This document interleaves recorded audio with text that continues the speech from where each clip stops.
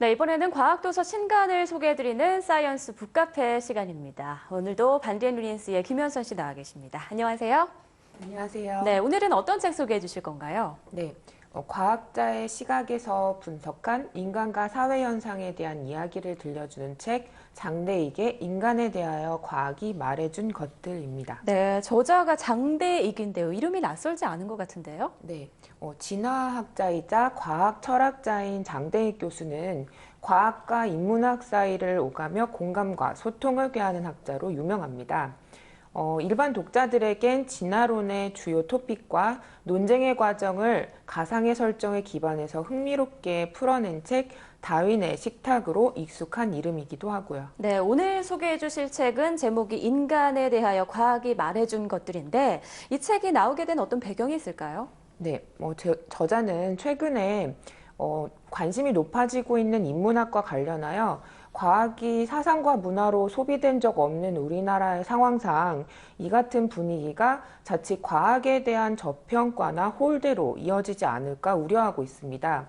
그런 의미에서 인문학의 부흥이 인간에 대한 과학적 이해의 한계에서 비롯된 게 아니라 오히려 과학이 있었기에 인간과 세상에 대한 이해의 근본적 변화가 가능했음을 강조하고 있고요. 네, 그래서 인문학 열풍이 한창인 지금이야말로 과학적 시각에서 접근한 인간의 이해가 필요하다는 걸 텐데요. 네. 자, 그럼 구체적으로 어떤 내용을 다루고 있는지 좀 알려주시죠. 네, 이 책은 지난 몇 년간 우리 사회에 있었던 갖가지 현상을 과학자의 눈으로 관찰하고 분석한 저자의 글들로 이루어져 있습니다.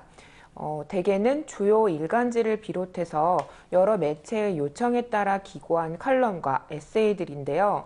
저자의 문제의식에 따라 크게 5가지로 분류되어 있습니다. 그 각각은 우리가 탐구하는 존재이고 따라하는 존재이며 공감하는 존재, 또 신앙하는 존재, 그리고 융합하는 존재라는 사실과 관련되어 있고요. 네, 그중에서 탐구하는 인간, 탐구하는 존재라는 건 과학과도 어느 정도 관련이 있을 것 같아요. 네, 그렇습니다. 인류가 현재의 문명에 이르게 된 것은 과학이 있었기 때문이고 또 이와 같은 과학은 인간이 스스로 탐구하는 능력을 지녔기 때문인데요. 탐구하는 존재는 과학의 정체성과 직결되는 인간의 본성이라고 볼 수 있죠. 이와 관련하여 저자는 한국의 과학영재 교육 및 지식이 유통되는 방식, 또 과학자가 지녀야 할 태도와 이공계의 위기, 또 과학에 있어서 논쟁이 얼마나 중요한지 등 과학의 본질에서 다소 멀어져 있는 과학계의 현실을 비판하고 탐구의 동력인 호기심을 강조하고 있습니다. 네, 과학계에서도 지나친 경쟁과 성과 위주의 그런 분위기가 문제가 아닐까 생각이 드네요. 네. 그런데 남을 보고 따라하는 것도 인간의 본성인가 봐요. 네.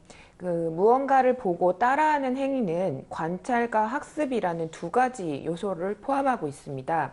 진화의 관점에서 본다면 생존과 번식에 이로운 다른 개체의 행동, 즉 그들이 쌓아온 노하우를 단번에 배울 수 있다는 장점이 있는 거죠.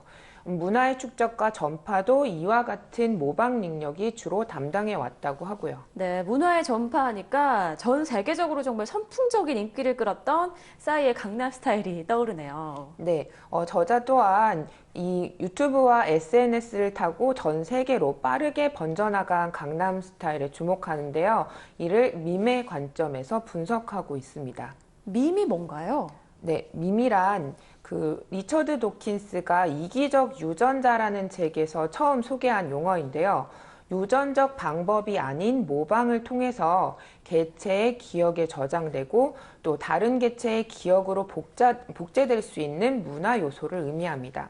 쉽게 말해서 내가 누군가를 모방할 때 그로부터 나에게 전달되는 무언가가 있고 이 무언가는 다시 나로부터 다른 사람에게 전달될 수 있다는 거죠.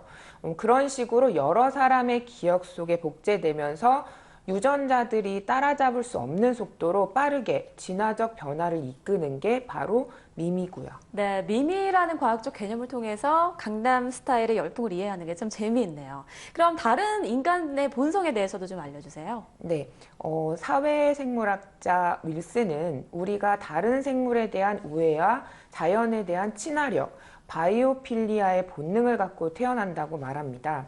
이타성에 대한 진화론적 연구는 남을 돕는 행동이 장기적으로 보면 자신에게 이득으로 되돌아오기 때문에 그 행동이 선택될 수 있다고도 얘기하고요.